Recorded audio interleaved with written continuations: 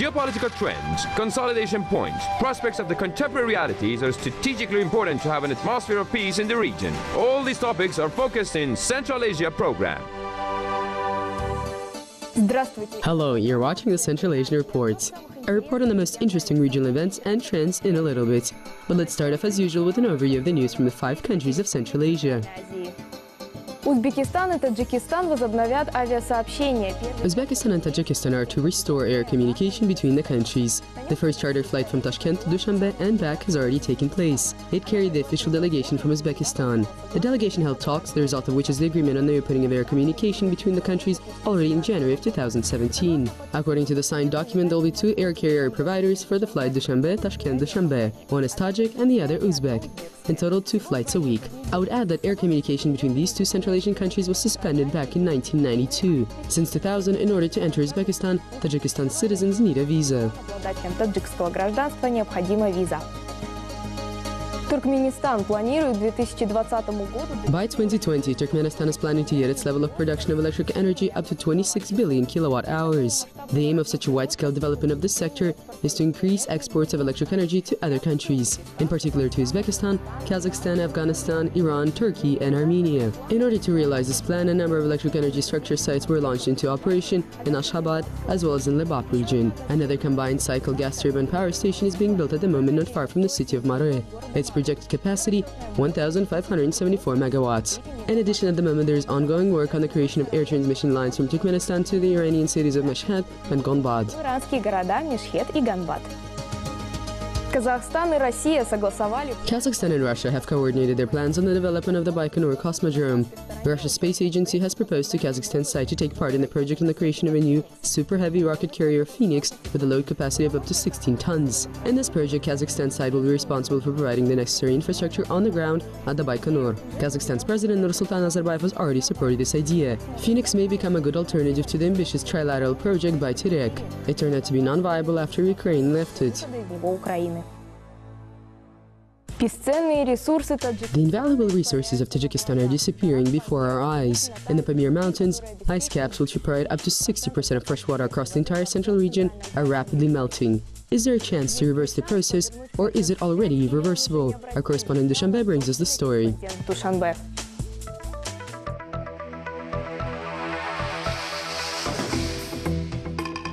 There are a couple of thousands ice caps on the territory of Tajikistan. No one can say a definite number. The last time that the catalog with data on their number was updated was in 1970.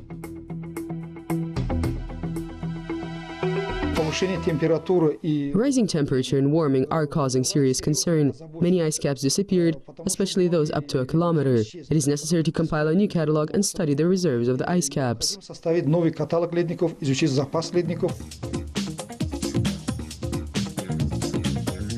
The problem of the ice caps melting today is one of the most relevant. Around 60% of all the water resources of the region are formed in Tajikistan. Intense degradation can lead to a shortage of water and desertification in the entire Central Asian region.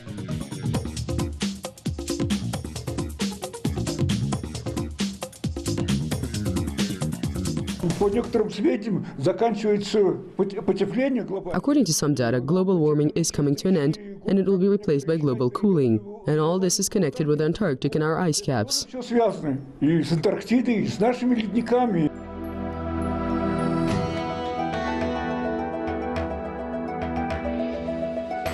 ice caps have already become the cause of a tragedy. In the summer in the east of the country, because of a broken off part of one of the ice caps, the level of water in the Shorak River rose rapidly. Because of this, the Committee for Emergency Situations and Civil Defense has immediately commenced a study of the Peter the Great mountain system. The length of the ridge is around 200 kilometers. The highest point, the Moscow Peak, is located at a height of 6,785 meters. According to scientists, the ridge has 487 ice caps with a total territory of around 480 square kilometers. With the rising temperatures, the melting rate of the ice caps of this mountain system rose.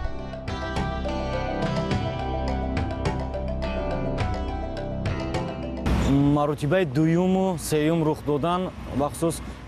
on August 28 there was that incident, a commission was formed which went to the site to study and prevent the occurrence of such situations. The study is being conducted in order to find out how much have the ice caps melted and whether they pose a threat to populated areas.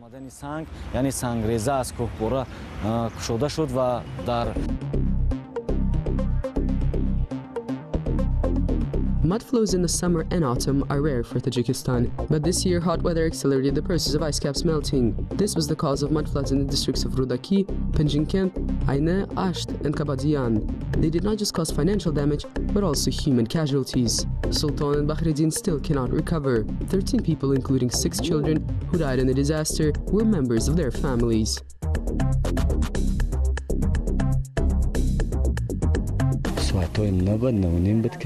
My wife and I still cannot recover from the grief. That night our daughter, my mother, a brother, his wife and their child died. I have nothing more to say.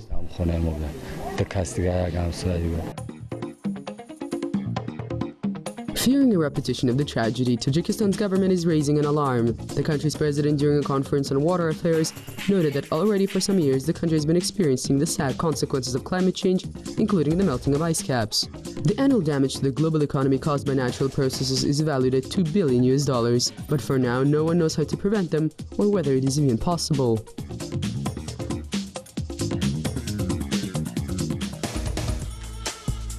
Ешьте на здоровье. Eat healthy. The culture of conscious nutrition is conquering Kazakhstan.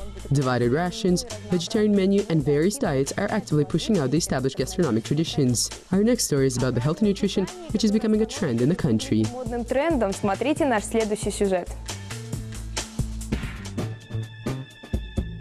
Can hamburgers be considered a healthy food? Oksana Kuznetsova asserts yes, under the condition that the meat cutlet has a vegetable base and is not fried but baked. And the dough for the bread must be prepared without eggs, using kefir. Oksana is a chef of an eco-bar where there's only vegetarian food on the menu.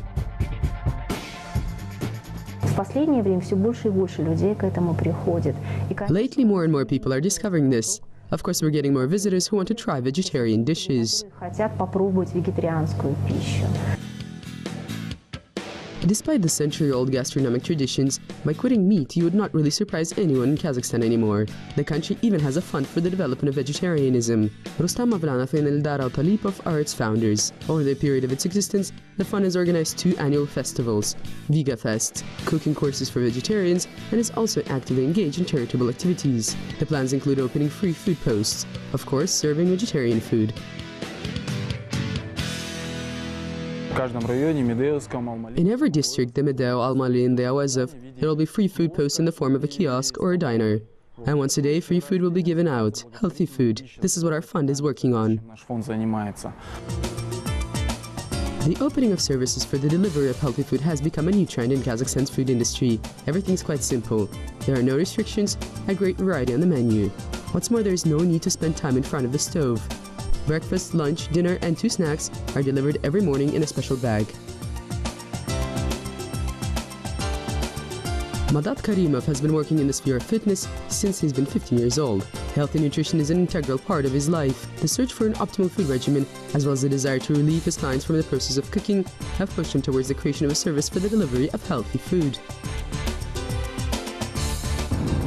At the moment, there are a lot of fitness clubs opening. CrossFit is very popular, and that is why I think we chose the right year for opening our business. In 2016, Kazakhstan, or more particularly a great share of Almaty's residents, started expressing interest in a correct, balanced diet. On average, the diet program lasts for around 1 month. The creators of this service consider that this is enough in order for a person to develop the right nutrition habits. There was a time that I weighed 120 kilograms. I was really big. Then one day I decided that I should watch my weight, figure, and etc. Aydin Kojakhmetov knows about diets from personal experience. Having lost 37 kilograms, he's confident. One can exclude any type of food, when only 1 out of 100 can withstand sweets. It was precisely the love for desserts that led Aydin to open the first confectionery in Kazakhstan that is dietary. И я стал усиленно худеть, сел на диету, а во время диеты был очень скудный рацион у меня, и у меня супруга начала дома фантазировать. I started to rapidly lose weight, followed a diet. The rations were very modest, and my wife started looking on the internet, started coming up with her own recipes and making dietary pancakes, a mousse and sweets. This is how the idea started. Ну и, естественно, потом начали друзья просить приготовить для них, начали за это платить какие-то деньги. И с этого пошла, то есть появилась идея, мы подумали, почему бы и нет. 2 years ago, whilst opening the confectionery, Aydin and his wife found out that in Kazakhstan there are no state standards for the production of dietary products. The standards of their preparation had to be developed in collaboration with the workers of the certification center. Today, all the sweets are made relying on the system of calorie counting. What's more, all the ingredients are natural, no chemicals. Even the sweetener is out of natural products. This is important for people who are watching their weight, but even more so to those for whom sugar consumption is not recommended. If a regular eclair has about 1300 to 1500 calories per 100 grams, our eclairs have just 185 calories per 100 grams.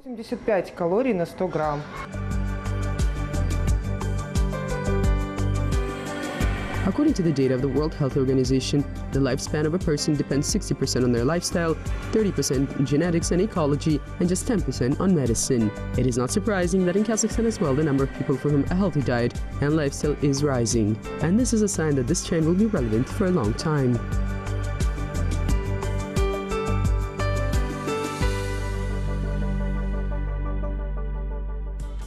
The tram depot is no longer what it was. When trams stopped running in Almaty, in the city the atmosphere and the very authentic space of a transport park became empty. But the local authorities decided to give it a second wind and engaged the entire city into this initiative. My colleague in Almaty brings us the details of this curious idea.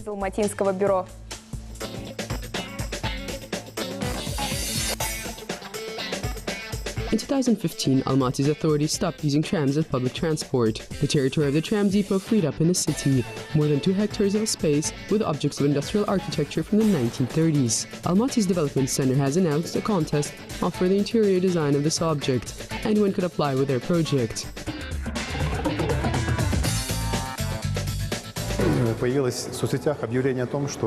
In the social networks, there was an ad that the tram depot will be transferred to the city for the development of the city space, and I wrote in the comments that it would be nice to make a polytechnic museum. And after 3 days I realized that if we do not get together with friends, nobody will do this job. Aset's team is proposing to open on the territory of the depot a museum dedicated to science. It will have an experimental space for outstanding experiments, a laboratory of sound and light, lecture rooms and galleries, and also a crafts room where young scientists will have the opportunity to create prototypes of their inventions. There are 23 different teams in this competition. This is really great because all the teams are self-funded. The city's authorities do not have to pay for anything. The fate of the projects will be decided by the City Development Council. The expert committee will take the opinion of the city's residents into account, and that is unprecedented for the Central Asian region. The residents of the southern metropolis will be able to vote online for one of the projects. For the residents of Almaty, these types of bids are an opportunity to contribute to the style and architecture of the city.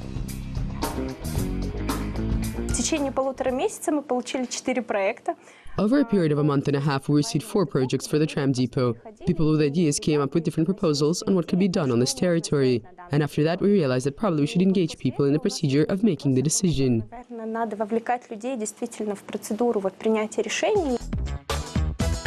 The main criteria for the projects is to keep the existing buildings and structures. On the one hand, this is paying respect to history, on the other, it is cost efficient. In addition, the public space should be open 24/7. And of course, the project has to meet all the principles of urban planning.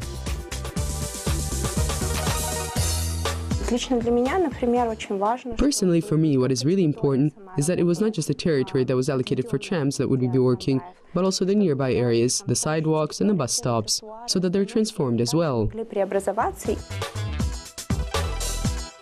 The city's residents have a diverse selection of projects to choose from. The proposals are all very different from each other. On the place where there was an industrial zone, it is proposed to open parks, art galleries, various museums, sports facilities, as well as multifunctional children's centers.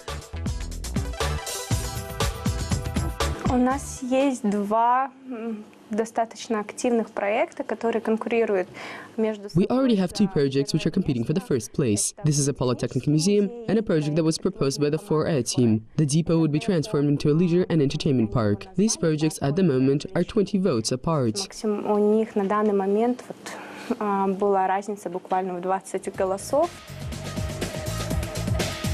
Already in a year or two on the territory of the empty depot, a new space will be created. The vote is being led by a museum park complex dedicated to the history of the city, and a depot park, as well as a polytechnic museum. But this is not all. Following Almaty, public votes started happening in other cities of Kazakhstan. For example, in Shymkent, the city's residents are deciding on the design for the facade reconstruction of one of the historical buildings. It seems that Almaty's trams, which have not been functional for a year already, are still moving us forward.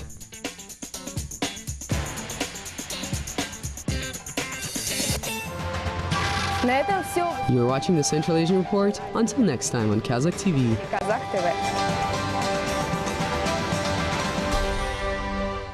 TV.